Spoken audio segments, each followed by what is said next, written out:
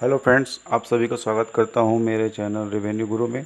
दोस्तों, आज मैं एक ऐसे टॉपिक पे ये वीडियो बना रहा हूं जो वर्तमान में बहुत ही ज़्यादा ट्रेंड कर रहा है और कई लोगों से डिमांड की जा रही है कि एक आप इस टॉपिक पे एक वीडियो ज़रूर बनाइए, क्योंकि ये हम भारतीयों के लिए एक बहुत ही गर्व की बात है कि एक ऐसा व्यक्ति जिसके माता पिता और दादा दादी भारतीय रहे हों और वो आज उन अंग्रेज़ों के जिन्होंने हम पे 100 साल राज किया, उनके यहाँ का पीएम बनने की रेस में सबसे आगे चल रहा है।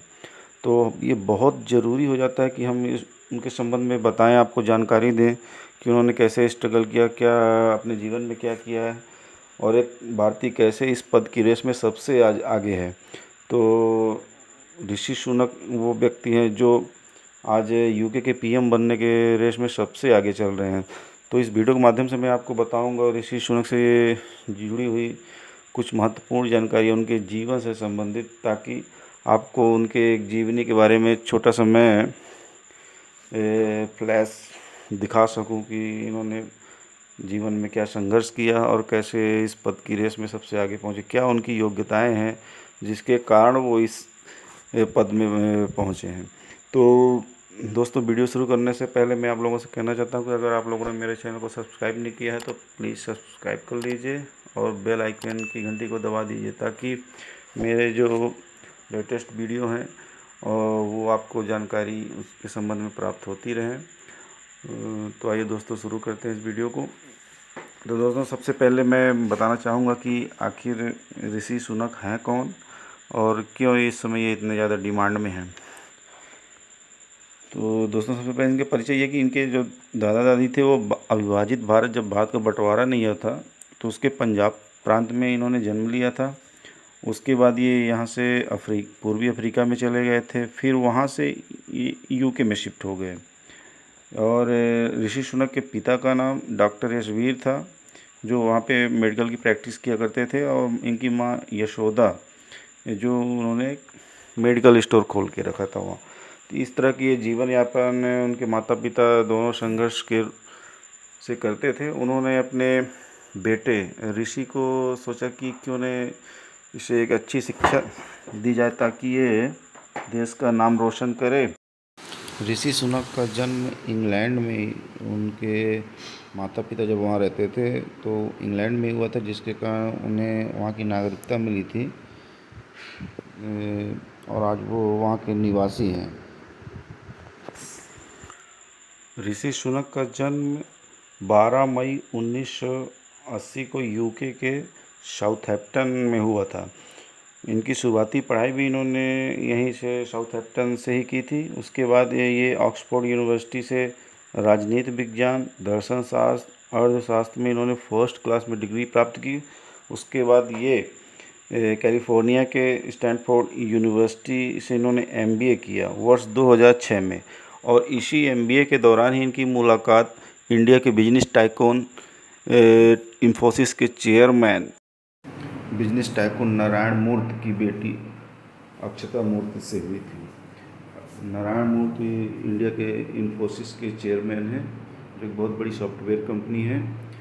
जब अक्षता मूर्ति से इनकी मुलाकात हुई तो दोनों बाद में और इन दोनों में प्यार हुआ, इन दोनों ने शादी कर ली थी। इनकी शादी की कहानी भी बहुत रोचक है, वो मैं आपको एक अलग से वीडियो में बनाऊंगा। जो कि इनकी एक, अगर ये प्रधानमंत्री की रेस जीत जाते हैं और इंग्लैंड के प्रधानमंत्री बनते हैं तो उसमें मैं कम से कम एक 15-20 मिनट के इन पर एक अलग से वीडियो बनाऊंगा, तो जिसमें मैं इनकी संपूर्ण कहानी, पूरा जीवनी इनका बताऊंगा। इनकी शादी कैसे हुई, कितनी कठिनाइयों का सामना करना पड़ा, भले ही ये और रॉयल फैमिली से बिलोंग करते हो, लेकिन एक नॉर्मल जो इंडियन होता है जिसकी लाइफ में बहुत सी ऐसे स्टेज आते हैं शादी के मैटर में, सब इनके साथ भी वही घटनाएं हुई। तो उसके बारे में सब मैं बाद में बताऊंगा एक अलग वीडियो से, क्योंकि वीडियो लंबी हो जाएगी। तो आप ये जानिए कि इनकी शादी 2006 में एमबीए करने के ही दौरान बताया था, जैसे मैंने बताया कि नारायण मूर्ति की बेटी से दोस्ती हुई, उसके बाद प्यार हुआ, प्यार के बाद दोनों में शादी हो गई। सबसे पहले ये इन्होंने राजनीतिक जीवन अपना शुरू किया था वर्ष 2015 में। जब ये पहली बार इन्होंने यॉर्कशायर के रिचमंड से सांसद बने थे और 2018 में ये ब्रिटेन के आवास मंत्री भी बनाए गए थे। तब इन्होंने गीता पे हाथ रख के शपथ ली थी, जिसके कारण ये वहाँ पे जो भारतीय रहते हैं उनमें बहुत लोकप्रिय हो गए और पूरे थोड़ा थोड़ा इनका नाम यानी कि चर्चा में आने लगा। एकदम से तो ये फेमस नहीं हुए, लेकिन धीरे धीरे इनका नाम एक पब्लिक की जुबान में वहाँ पे आने लगा कि ये एक थोड़ा अच्छा आदमी मुझे दिख रहा है जो आगे बढ़ सकता है। फिर आया वो दौर जब कोरोना ने पूरी दुनिया में तबाही मचा दी, सभी देशों की अर्थव्यवस्थाएं चौपट हो गई। तब इन लगभग कोरोना का तीसरा दौर बीत चुका था, तीसरी लहर जो है बीत चुकी थी। तब इन्होंने देश का वित्त मंत्री बनाया गया। ऐसे समय में वित्त मंत्री बनाया गया था जब पूरा पर्यटन विभाग, पूरी पर्यटन उद्योग पूरी तरह से ठप था और नौकरी पेशा लोग बेरोजगार हो गए थे, व्यापार भी पूरी तरह डाउन हो गया था। तभी इन्हें देश का वित्त मंत्री बनाया गया है कि ये सबसे पहले पीएम के रेस में सबसे ऊंचे हैं, सबसे ज़्यादा मत इन्हीं को प्राप्त हैं। तो इन्होंने ऐसे कौन से काम किए, ऐसे कौन से फैसले लिए जिसके कारण आज ये इंग्लैंड के लोगों के दिल में सबसे ज़्यादा राज कर रहे हैं। एक सर्वे इंग्लैंड में कराया गया था कि अगर डायरेक्ट यहाँ के प्रधानमंत्री का चुनाव होता है इंग्लैंड में तो कौन व्यक्ति जीत सकता है, तो वहाँ की 60% जनसंख्या ने इनको चुना था एज ए पीएम।